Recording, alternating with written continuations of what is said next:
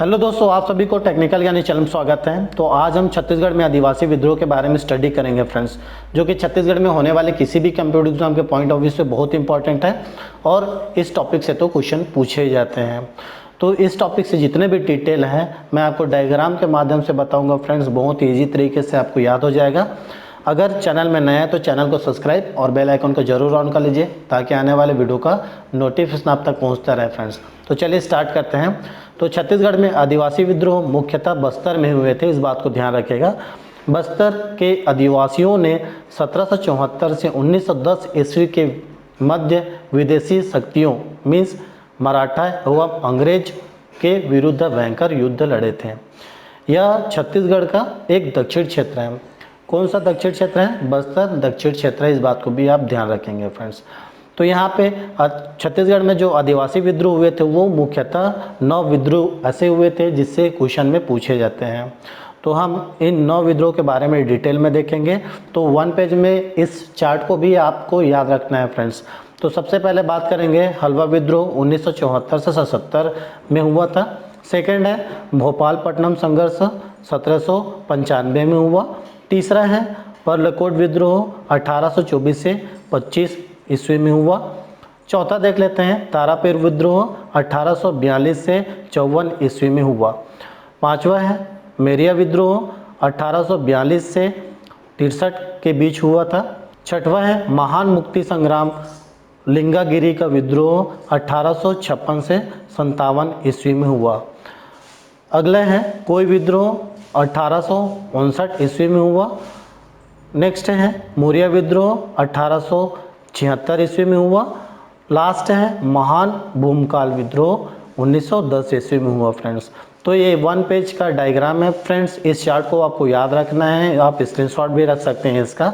इसके बाद देखते हैं कि पूरे डिटेल में 1 बाय 1 हम लोग यहाँ पे देख लेंगे और बहुत ही ईजी तरीके से मैं आपको याद करा दूंगा कि छत्तीसगढ़ में आदिवासी विद्रोह किस किस कारणों से हुआ था और कौन कौन ज़्यादा इंपॉर्टेंट है, और लास्ट में हम MCQ क्वेश्चन भी करेंगे। तो पहला देखते हैं फ्रेंड्स, हल्बा विद्रोह कब हुआ था आपको बताना है। तो कब हुआ था दोस्तों, आपको याद हो गया होगा तो जल्दी से कमेंट बॉक्स में आंसर जरूर दीजिएगा।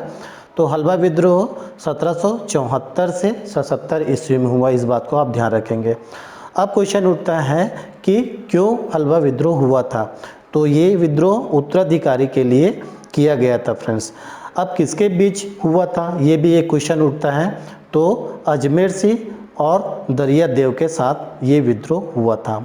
अब ये दोनों आपस में भाई भाई थे, इसलिए उत्तराधिकारी के लिए युद्ध ही हुआ था।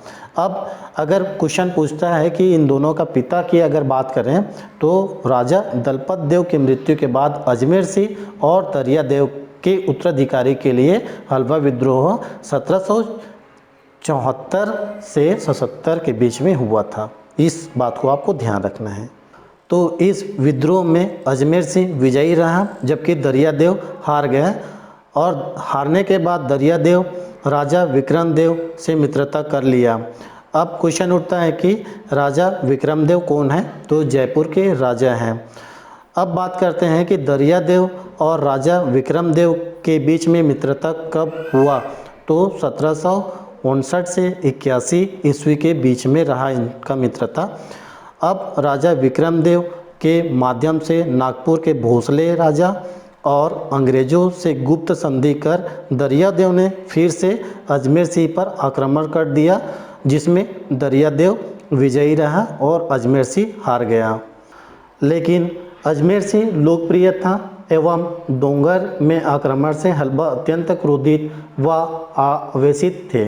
उन्होंने अजमेर सिंह के साथ मिलकर विद्रोह कर दिया और दरिया देव को भागना पड़ गया। दरिया देव राजा विक्रम देव के यहाँ शरण ले लिया। इस तरह हल्बा विद्रोह उत्तराधिकारी के लिए युद्ध हुआ था। आपको ध्यान रखना है किसके किसके बीच में हुआ था, अजमेर सिंह और दरिया देव के बीच में हुआ था, और इनका पिता राजा दलपत देव था। अगला देखते हैं भोपालपट्टनम संघर्ष। तो कब हुआ था? 1795 ईस्वी में हुआ था। यह कोई विद्रोह नहीं था। तो क्या था, क्वेश्चन उठता है। तो यह एक हमला था, और किस प्रकार का हमला था, कैसा हमला था। तो दक्षिण बस्तर के घोड़ों द्वारा अप्रैल 1795 में कैप्टन ब्लंट ने बस्तर में इंद्रावती पार कर भोपालपट्टनम जाने के प्रयास में उन्हें रोकने हेतु हमला था।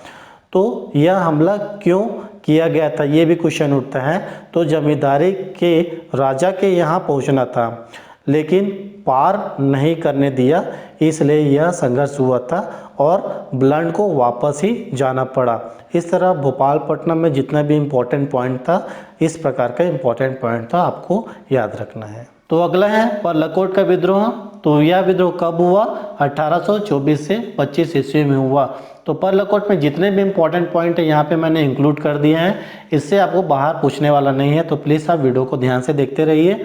तो पर्लकोट 3 नदियों के संगम पर स्थित है, तो वह नदियाँ आपसे पूछा जा सकता है। तो कोटरी, निब्रा, कुंडरा, आपको इन तीनों नदियों को आपको ध्यान रखना होगा। अब बात करेंगे कि पर्लकोट की सबसे पुरानी जमींदारी भी कहा जाता है और अपने को सूर्यवंशी राजपूत मानते थे। इन्हें भूमिया राजा की उपाधि भी दे दिया गया था। तो डॉक्टर वालियाड़ी के शोध से पता चलता है कि पर्लकोट के जमींदार हलबा जाति के थे। इसको भी आपको ध्यान रखना होगा फ्रेंड्स, इसको पूछा जा चुका है कई बार। अब बात करेंगे कि पर्लकोट की लेखक के बारे में। तो पंडित केदारनाथ ठाकुर जी थे, जो माड़िया गोड़ थे। तो क्वेश्चन उठता है कि पर्लकोट का विद्रोह आखिर में हुआ क्यों था? तो पर्लकोट में मराठों और ब्रिटिश अधिकारियों की उपस्थिति से अबुझ माड़ियों की अपनी पहचान का खतरा उत्पन्न हो गया था। विदेशी सभ्यता से अबुझ माड़िया खतरा महसूस करने लगे थे। मराठों और अंग्रेजों की शोषण नीति से अबुझ माड़िया तंग आ चुके थे। सभी विद्रोही मराठा अंग्रेज सरकार द्वारा लगाए गए करों का विद्रोह भी कर रहे थे, इसलिए आदिवासी नाराज होकर मराठों और ब्रिटिश को बाहर भगाने के लक्ष्य से यह विद्रोह किया गया था। अब क्वेश्चन उठता है कि पर्लकोट का विद्रोह किसके नेतृत्व में किया गया था? तो गेंद सिंह के नेतृत्व में किया गया था। तब गेंद सिंह के नेतृत्व में किया गया था तो योजना भी बनाए होंगे, तो घोटुल में इकट्ठा होकर अगले दिन के लिए योजना तैयार किया गया था। फिर बाद में क्या हुआ कि गेंद सिंह को पकड़ लिया गया और 20 जनवरी 1825 को गेंद सिंह को अपने ही महल के सामने फांसी दे दिया गया था। तब से छत्तीसगढ़ का प्रथम शहीद गेंद सिंह को ही कहा जाता है, विशेष करके ध्यान रखिएगा फ्रेंड्स। तो छत्तीसगढ़ का प्रथम शहीद किसको कहा जाता है? गेंद सिंह को कहा जाता है। इस तरह से पर्लकोट में जितने भी इम्पोर्टेंट पॉइंट था, ये पूरे इम्पोर्टेंट पॉइंट है, आप इसको रिवाइज करते रहिएगा।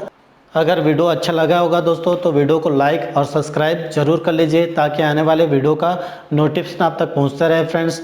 तब तक के लिए जय हिंद, जय भारत, जय छत्तीसगढ़।